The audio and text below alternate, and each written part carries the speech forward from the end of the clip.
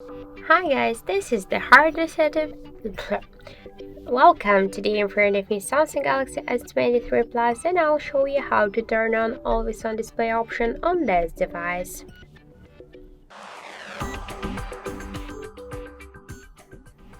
So just to do that, let's first open the settings application and then scroll to the lock screen section. Then you'll see here the always on display swatcher, and just to turn on always on display option, you should click once only here on the swatcher.